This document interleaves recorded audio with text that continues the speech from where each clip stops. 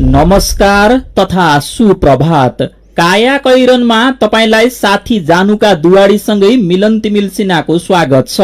काया कैरन उज्यालो radio network सँगै उज्यालो अनलाइन र मोबाइल एप्लिकेशनबाट एकसाथ प्रसारण भइरहेको छ। आज 2078 साल साउन 16 गते शनिबार, साउन कृष्ण पक्षको सप्तमी उपरान्त अष्टमी तिथि, सन् 2021 जुलाई 31 तारिक। काया कैरन सुरु गरौं मुख्य खबरका शीर्षकहरूबाट। 5 दिन यता लगातार कोरोना संक्रमितको संख्या 3000 माथि, चैतसम्म सबैलाई खोप दिने सरकारको दावी। स्वास्थ्य मापदण्ड पालनासँगै खोप केन्द्रलाई पनि सुरक्षित र व्यवस्थित बनाउन आवश्यक। अभियान सुरु गर्ने भन्ने जो योजना बनिन्छ तब चाहिँ यस्ता कुराहरू चाहिँ सम्बन्धित निकायले पहिले नै योजना बनाएर गर्नुपर्छ, ताकि खोप लगाउने ठाउँहरूलाई पनि सहज वातावरण सिर्जना होस्। दार्चुलामा भारतीय सुरक्षाकर्मीले महाकाली नदीको तुइन काट्दा एक युवक बेपत्ता। आफ्नै जिल्ला सदरमुकाम पुग्न पनि महाकाली पारी भारतको बाटो हिँड्नुपर्ने बाध्यता। काठमाडौँ निजगढ फास्ट ट्र्याक 3 वर्षमा सक्न मुस्किल, निर्धारित समयभित्रै काम सक्ने सेनाको दावी। भारतमा बाल बालिकाको लागि पनि कोरोना भाइरस विरुद्धको खोप छिट्टै आउने सम्भावना, दोस्रो चरणको परीक्षण पूरा। र एन्फामा मतभेद बढ्दो। काया कैरनमा अब खबरको सिलसिला।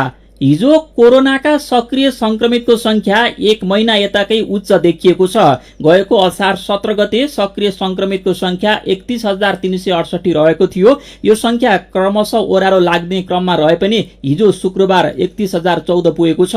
स्वास्थ्य तथा जनसंख्या मन्त्रालयका अनुसार दैनिक 500 भन्दा धेरै संक्रमित हुने 12वटा जिल्ला छन्, जसमा प्रदेश 1 का मोरङ र सुनसरी, बागमती प्रदेशका काठमाडौँ, ललितपुर, भक्तपुर, चितवन र मकवानपुर, गण्डकी प्रदेशका नवलपरासी पूर्व रहेका छन्। यस्तै कर्णाली प्रदेशको सुर्खेत, लुम्बिनी प्रदेशको रूपन्देही लगायतका छन्। 5 दिन यता लगातार कोरोना संक्रमितको संख्या 3000 भन्दा माथि रहेको छ। गएको सोमबार 3421, मंगलबार 3879, बुधबार 3840, बिहीबार 3365 र हिजो शुक्रबार 3611 जना संक्रमित थपिएका छन्। हेल्थ चेक कारण कोरोना संक्रमण बढ्दो क्रममा रहेको छ। सरकारले जारी गरेको जनस्वास्थ्यका मापदण्ड कार्यान्वयन हुन नसक्दा जोखिम फेरि बढ्न थालेको जनस्वास्थ्य विज्ञहरूले बताउँदै आएका छन्। यसैबीच सरकारले 8 महिनाभित्र सबै नेपालीलाई कोरोना भाइरसको खोप लगाइसक्ने दावी पनि गरेको छ। विज्ञहरूले कोरोनाको तेस्रो लहरको जोखिम बढेको बताएका छन्। तेस्रो लहर र यसको जोखिमबारे जानकारी समेटिएको कोरोना क्याप्सुल अबको पालोमा। साथमा हुनुहुन्छ गोपाल गुरागाई।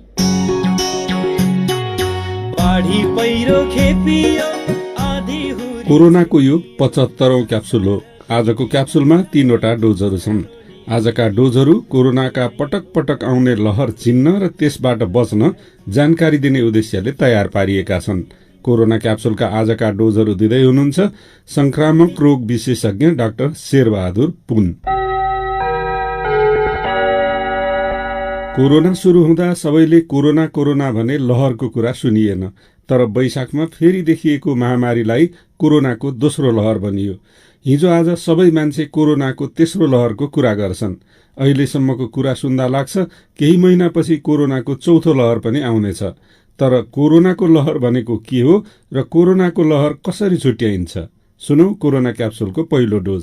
संख्याको हिसाबले अत्यधिक मात्रामा बढेर गयो भने त्यसलाई तेस्रो अथवा अर्को लहर आएको भनिन्छ। त्यसलाई अझ प्रष्ट रूपमा भन्नुपर्दाखेरि चाहिँ हाम्रो एउटा ग्राफ बनाउने चलन हुन्छ, जुन बेलामा संक्रमण कसरी बढिरहेछ भने हेर्नको लागि। जस्तो तलमाथि गरेको तपाईहरूले एक प्रकारको छाल जस्तो देख्नुहुन्छ, त्यस्तो खालको छाल प्रष्ट रूपमा देख्यो भने चाहिँ त्यसलाई अर्को लहर आएको भनेर हामीले भन्ने हो। यद्यपि यही वैज्ञानिक आधार अथवा यो टेक्निकल कुनै त्यस्तो वर्ड अथवा शब्द त होइन, स्थिर थियो केही दिनदेखि। अलिकति माथि यसले केही संख्या बढेको देखिन्छ, तर यो अर्को लहरै हो भनेर त भन्न नसके तापनि यो पनि भन्न सकिँदैन कि यो हुँदै होइन तेस्रो लहरको सुरुवाती भनेर। किन भन्दाखेरि यही बिचमा चाहिँ कुनै भेरिएन्ट अफ कन्सर्न क्याटेगोरीमा पर्ने खालको कुनै नयाँ भेरिएन्ट नेपालमै भएको अथवा बाहिर कतैबाट आएको रहेछ भन्यो भने चाहिँ त्यहाँनिर यसले चाहिँ यो पिकअप लिने चाहिँ सम्भावना अत्यधिक बढेर जान्छ। त्यसको मतलब चाहिँ तेस्रो लहरको सम्भावना हुने चाहिँ त्यो आधारमा चाहिँ मैले देख्दछु। कोरोनाको तेस्रो लहरको कुरासँगै यसले बालबालिकालाई प्रभाव पार्छ भन्ने कुरा पनि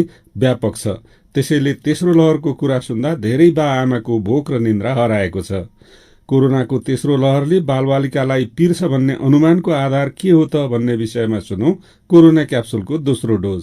अहिलेसम्म जति पनि हाम्रो खोपहरू छ त्यो बालबालिकाको लागि चाहिँ उपयुक्त छ भनेर आइसकेको अवस्था छैन। यो नभएको कारणले गर्दाखेरि कदम कदाचित अर्को लहर आउनुभन्दा अगाडिसम्म उहाँहरूले खोप पनि नपाउने अवस्था सिर्जना हुने र भाइरस पनि अझ शक्तिशाली भएर बालबालिकाले चाहिँ संक्रमण गर्यो भने चाहिँ त्यहाँनिर चाहिँ समस्या आउँछ। र हामी सबैलाई के थाहा छ भन्दा बालबालिकाको लागि अस्पताल पर्याप्त छैन, विशेषज्ञहरू पर्याप्त नहुन सक्दछ, त्यसको लागि आइसियुको जुन एउटा सामग्रीहरू त्यो फरक हुन्छ। र महत्त्वपूर्ण कुरो भनेको चाहिँ पहिलो र दोस्रो लहरमा चाहिँ बालरोग विशेषज्ञहरूले जति वयस्क र ठुलो संक्रमित बिरामीहरूको उपचार गरेका डाक्टरहरूको तुलनात्मक रूपमा चाहिँ अझ अनुभवहरू बटुल्नु बाँकी छ। त्यसले गर्दाखेरि पनि के गर्ने कसो गर्ने भन्ने कुराहरूमा त्यहाँ समस्या आउन सक्ने सम्भावना रहन्छ। कोरोनाको संक्रमणबाट जोगिने सबैभन्दा प्रभावकारी उपाय हो भीडभाडमा नजाने र कम्तीमा पनि 2 मिटरको दूरी कायम गर्ने। स्वास्थ्य मन्त्रालय, संक्रमण विज्ञ तथा स्वास्थ्य कर्मीले भीडभाड नगर्नु र भीडभाडमा नजानु भने पनि स्वास्थ्य मन्त्रालय माताहतका खोप केन्द्रमा खोप लगाउनेको र अस्पतालमा खोप प्रमाणित गर्नेहरूको भीडभाड छ। अरूलाई भीडभाड नगर्नु भन्ने स्वास्थ्य मन्त्रालय माताहतका अस्पताल र खोप केन्द्रमा चाहिँ भीडभाड रोक्ने काम किन नभएको हो त? सुनौ कोरोना क्याप्सुलको तेस्रो तथा अन्तिम डोज। अब अहिले त्यो नहुनुमा अब मैले दुवैतर्फ चाहिँ अब विशेष कमजोरी देख्छु। एउटा त नागरिकहरू पनि अब एकदमै सबैजना अलिकति दूरी कायम गर्नुहोस् लगाउने बेला भन्ने, अब तर सबैलाई हतार भइरहेको हुन्छ। सबैले एक ठाउँ आफ्नो ठाउँ निक्ला भने डर, पाउला कि नपाउला भन्ने मनमा डर। अब यसको लागि हुन त अब जनशक्तिहरू कम होला, र त्यसको लागि चाहिँ जब खोप अभियान सुरु गर्ने भन्ने जो योजना बनिन्छ तब चाहिँ यी यस्ता कुराहरू चाहिँ सम्बन्धित निकायले पहिले नै योजना बनाएर गर्नुपर्छ ताकि खोप लगाउने ठाउँहरूलाई पनि सहज वातावरण सिर्जना होस्। सीमा क्षेत्रका धेरै मानिस हिजो आज खोप लगाउन भारत जाने गरेको र कोरोनाको खोपको नाममा ठगिने गरेको खबर कानमा बाक्लै गरी पर्न थालेका छन्। कोरोनाको भनेर दिइने खोप कोरोनाको नहुन सक्छ, त्यसैले सरकारले तोकेका स्थानमा बाहेक जथाभावी खोप लगाएर आफ्नो स्वास्थ्यमाथि आफै खेलवाड नगर्नुहोला। आजको कोरोना क्याप्सुलका जानकारीमूलक डोजहरूका लागि संक्रामक रोग विशेषज्ञ डाक्टर शेरबहादुर पुनलाई धन्यवाद र कोरोना क्याप्सुल सुन्नु भएकोमा तपाईलाई पनि धन्यवाद। लौ त कोरोनाको अर्को क्याप्सुलमा फेरि भेटौँला।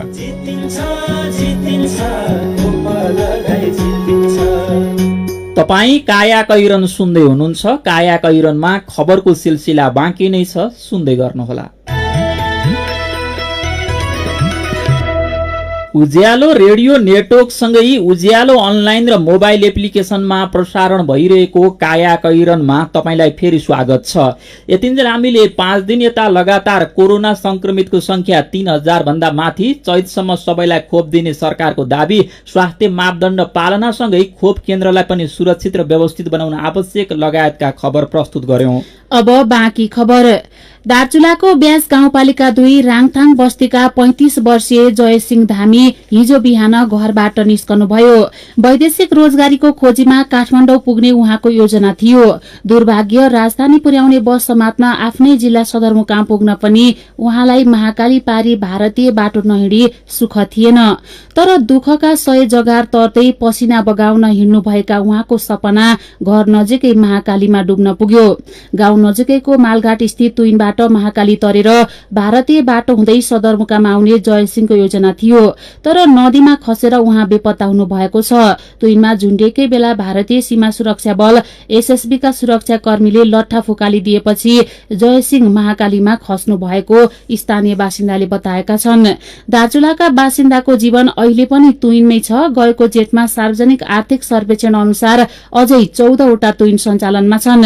महाकाली पारी जाने 11 तुइन विस्थापन गर्न नेपालले प्रस्ताव गरे पनि भारतले 4 ठाउँमा मात्र सहमति दिएको थियो। सुरक्षा संवेदनशील क्षेत्र भन्दै भारतले ब्यास गाउँपालिकाको वडा नम्बर 2 मालघाट, वडा नम्बर 4 मलघटिया र वडा नम्बर 6 को बडुगाउँ तथा मालिकार्जुन गाउँपालिका 6 को बाकुमा झोलुङ्गे पुल बनाउन अनुमति दिएको थियो। बडुगाउँको पुल निर्माण अन्तिम चरणमा पुगेको र बाकुमा आधा जति पुल निर्माण भएको छ। मलघटियामा 20% काम पनि सकिएको छैन। हिजो भएको घटना भएको भनेको मालघाटमा शिलान्यासपछि मात्रै काम रोकिएको छ। आफ्नै जिल्ला सदरमुकाम पुग्न पनि तुइन तरेर महाकाली पारी भारतको बाटो हिँड्न बाध्य छन् दार्चुलावासी। तर एसएसबीले अवैध भन्दै पटक पटक तुइन खुस्काउँदै आएको छ। कान्तिपुर दैनिकले खबर लेखेको छ। बहुप्रतीक्षित काठमाडौँ निजगढ द्रुत मार्ग निर्माण निर्धारित समयमा पूरा हुन मुस्किल देखिएको छ। 4 वर्ष यताको कार्य प्रगति र बाँकी कामको प्राविधिक विश्लेषणका आधारमा सम्झौता अनुसारकै समयमा काम नसकिने अवस्था छ। सेनासँग काम गर्ने अवधि 3 वर्ष मात्रै छ। निर्माणका लागि सेनाले ठेक्का लिएको 4 वर्ष पूरा भइसकेको छ। यस अवधिमा सेनाले सबै ठेक्काको 16.10% मात्रै काम सम्पन्न गर्न सकेको छ। फास्ट ट्र्याकको बाँकी 83.89% काम सम्पन्न गर्न बाँकी नै छ, जुन अत्यन्तै जटिल प्रकृतिका छन्। सेनासँग उपलब्ध हालकै संरचनाले यो प्रगति भेट्न असम्भव प्राय देखिन्छ।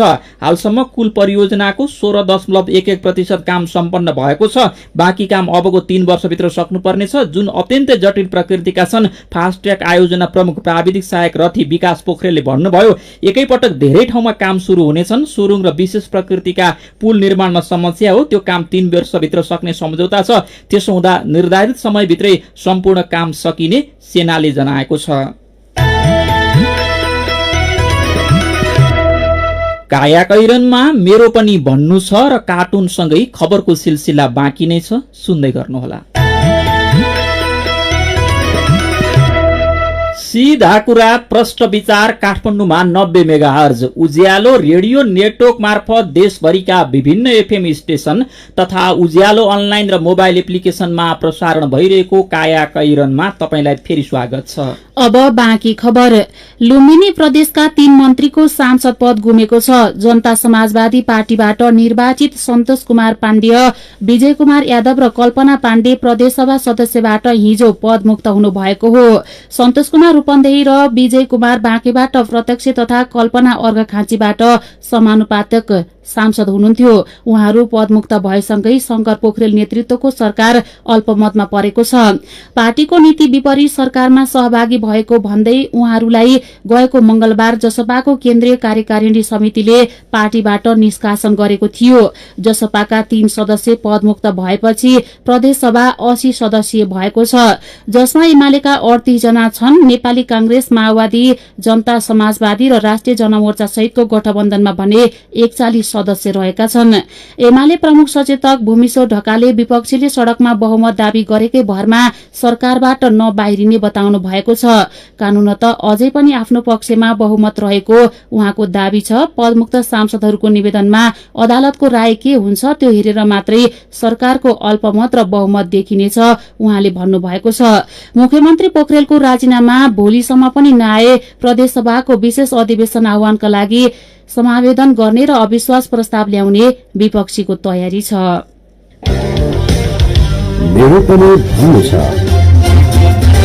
दाङका 3 गाउँमा घण्टौं लाइन बसेर मोबाइल चार्ज गर्नुपर्ने बाध्यता बारेको खबर उज्यालोमा पढेर र सुनेर तपाईले राख्नुभएका विचार तथा प्रतिक्रियालाई आजको मेरो पनि भन्नु छमा समेटेका छौं। सरोज कटुवाल देश विकास गर्छु भनेर भाषण गर्नुभन्दा आफ्नो निर्वाचन क्षेत्रमा कम्तीमा आधारभूत सेवा सुविधा पुर्याइदेऊ न नेताहरू भन्नुहुन्छ। अमर मगर भावुकले लेख्नु भएको छ, म पनि घोराही 19 कै बासिन्दा हो।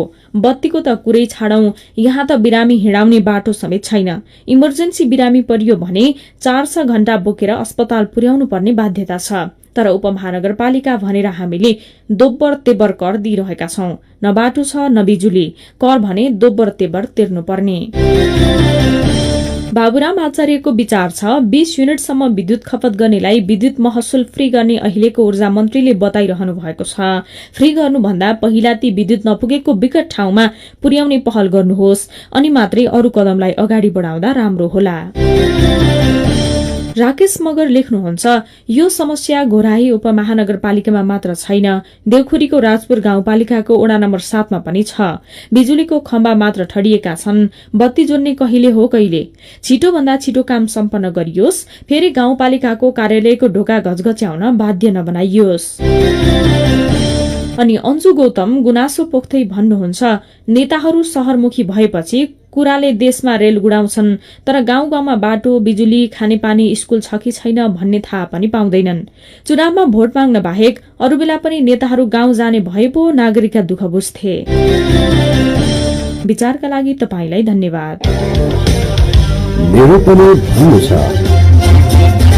मेरो पनि भन्नु छ प्रस्तुत गर्दै हुनुहुन्थ्यो साथी राधा ढुङ्गाना। काया कैरनमा अब विदेशको खबर।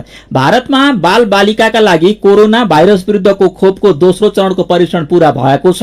बाल बालिकामा परीक्षणको दोस्रो चरण पनि पूरा भइसकेकाले बाल बालिकाको लागि पनि कोरोना विरुद्धको खोप छिट्टै आउने अपेक्षा गरिएको भारतीय सञ्चार माध्यमले जनाएका छन्। भारतमा पहिलो चरणमा 6 देखि 12 वर्ष उमेर समूहकालाई खोप दिएको थियो भने दोस्रो पटक 2 देखि 6 वर्ष उमेर समूहका बाल बालिकालाई पनि खोपको परीक्षण गरिएको थियो।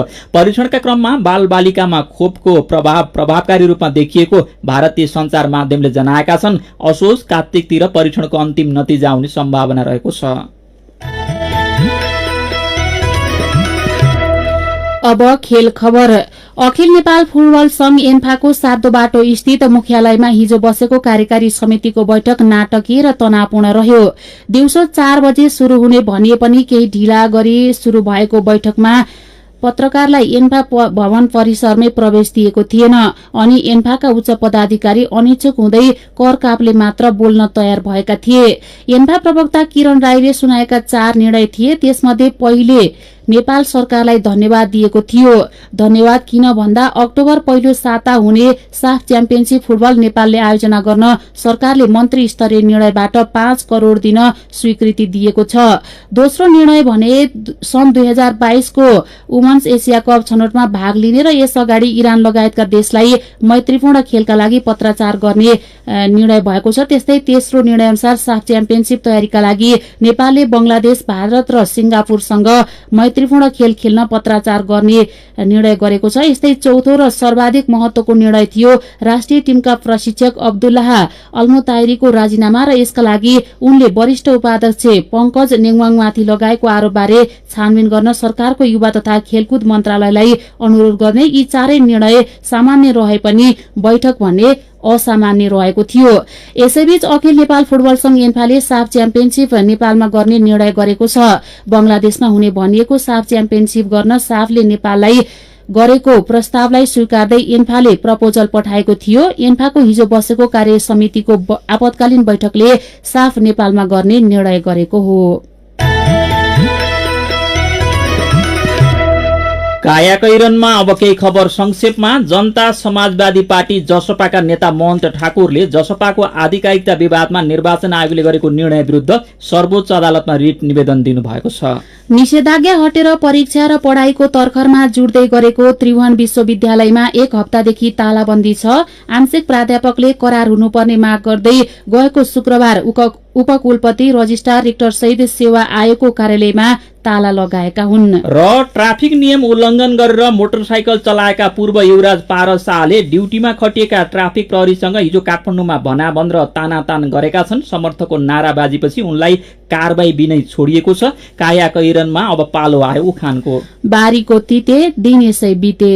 उज्यालो रेडियो नेटवर्कबाट प्रसारण भइरहेको काया कैरन सक्नु अघि मुख्य खबर फेरि एकपटक।